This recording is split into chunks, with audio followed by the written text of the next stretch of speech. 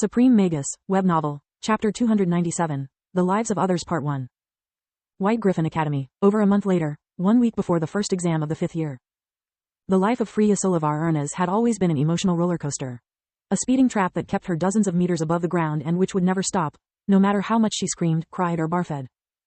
Sometimes it would slow down, but only because another big fall was nearing. She had wasted her childhood attempting the impossible task of earning her mother's affection. After she turned 12, she had been thrown in a dog-eats-dog environment. Everyone in the academy wanted her to fail, hoping to get her place in the rankings. Everyone in the Solivar household wanted her dead. Her brothers and sisters were afraid of the status she would achieve by becoming the first mage in the history of the household. If Freya succeeded, being the firstborn or the line of succession would become meaningless. She would become Duchess Solivar's right-hand mage and inherit everything when Mommy Dearest took her leave. Freya had spent so much time watching her back that her encounter with Uriel had been like seeing the sun after a perennial winter. Thanks to his status and power, the environment turned peaceful, giving her the opportunity to relax.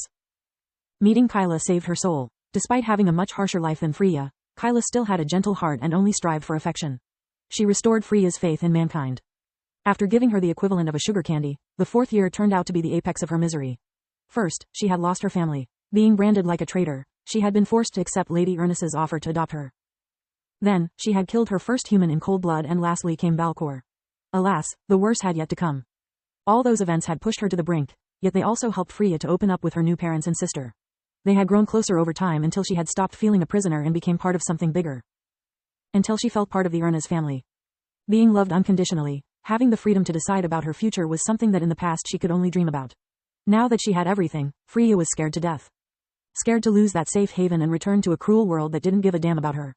She had no idea what to do with her life. Being a healer is a quiet job, but quite boring. She would often mentally list all the pros and cons of her available choices. Also, I don't like people very much. Spending my life helping others sounds like a waste of time. The career of a mage knight is even worse. I would be killing people for a living. I'm sick and tired of fighting. I just want some peace. It's absurd to ask a 16-year-old girl to decide her future. Maybe I should take a sabbatical. Until I find my answer, I can always be the Ernez household's private magician. Besides, the 5th year is still long. I have all the time I need. Kyla Ernez was having the time of her life. She had a doting father, a creepy but caring mother, 2 wonderful sisters, and the house of her dreams. Despite all the bad things that had happened, the 4th year had been the happiest of her life. It had given her a place where she belonged and, more importantly, a family. She still had 3 more years before being considered an adult, but she had already planned her future. After graduating, Kyla had decided to work as an assistant at the White Griffin's light department until she was old enough to apply as a professor. She had already discussed it with her mentors. Even Manoir was enthusiastic at the idea and promised to endorse her application.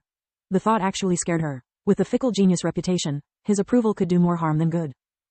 Being a healer and a teacher was her dream job. It would give her the opportunity to improve the world around her while leaving her the time to start and nurture her own family. After the winter break, with the start of her growth spurt, her confidence in her looks and talents skyrocketed. Kyla was looking around for a boyfriend, but with little luck so far. Orion apprentices were kind boys, but only saw her as a child. As for her colleagues, those she liked didn't return her interest and vice versa. Like a very shy 14-year-old boy that had already asked her out a couple of times. Kyla would have preferred someone more assertive. She was fed up enough with her own shyness to put up with that of others. Yet his last move was bold enough to convince Kyla to give him a chance. Zodard had gifted her a small ring. I was nothing fancy, just a trinket a student of humble origins could afford. It was the note it was wrapped in that mattered. A charmed ring for a charming girl.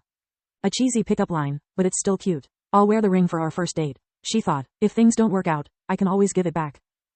The 5th year's subjects were demanding, but, unlike during the 4th one, no professor assigned homework.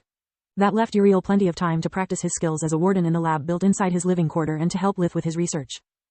It's amazing how the so-called impossible arrays all require at least hexacasting and fine control over all the different mana flows. Yet Lith manages to perform them at the first attempt thanks to his mastery of first magic. Maybe I was wrong always dismissing it as inferior magic. Their research progressed slowly. Unlike everything Uriel had learned so far, each array seemed to have a complex function. Casting them wasn't enough to obtain results.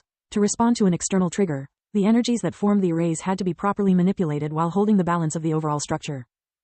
Over time Uriel became fascinated with them and learned how to cast them by himself, to experiment even when Lith was otherwise occupied. Thanks to that exercises, Uriel's mastery of tier 4 and 5 arrays improved by leaps and bounds. Sometimes, when he was focused on the mystical patterns, he could feel a burning sensation located near his solar plexus. At first, he thought it was a coincidence. After the phenomenon happened several times, he tried all of his diagnostic spells. When none of them detected any anomalies, Uriel even asked for Manoir's second opinion. Even according to the god of healing, there was nothing wrong with him. Distar household. The royal constable Journey Ernez was nervously drumming her fingers on the armrest of her chair. It was unusual for her being nervous, let alone impatient. Like every predator, she knew the importance of biding her time, of choosing the time and place of the attack to not leave the prey the slightest chance of survival. Yet all that waiting was wearing down her nerves.